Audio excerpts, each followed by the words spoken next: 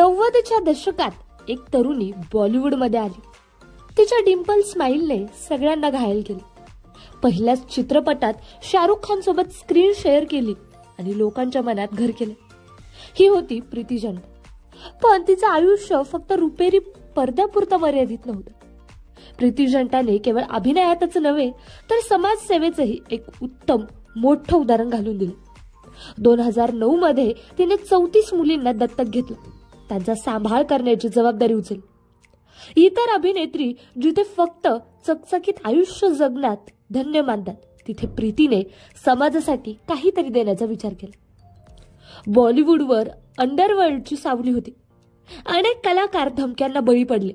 पण जेव्हा चोरी चोरी चुपके चुपके या चित्रपटाच्या निधीबाबत प्रश्नचिन्ह निर्माण झाला आणि अंडरवर्ल्डचा पैसा गुंतल्याचं समजलं, तेव्हा सगळे गप्प होते. पण प्रीती झंटा मात्र एकटी उभी राहिली.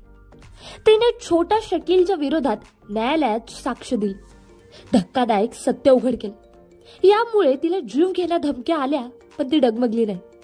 तिच्या ह्या धाडसासाठी गृहमंत्री लालकृष्ण अडवाणी यांनी तिला ग्रॅडफ्रे लिप्स राष्ट्रीय शौर्य पुरस्कार देऊन सन्मानित केलं. बॉलिवूडमधील प्रसिद्ध दिग्दर्शक कमाल अमरोही यांचा मुलगा शानदार अमरोही तिला आपली मुलगी मानायचा. त्याने 600 कोटीच्या संपत्तीचा तिला वारसा देऊ केला. पण प्रीतीने नकार दिला, कारण तिच्या वडिलांची जागा कोणीही घेऊ शकत नाही असा तिचा ठाम निर्णय होता. आज प्रीती झंटा केवळ एक अभिनेत्री नाही, तर 183 कोटीच्या संपत्तीची मालकीण आहे.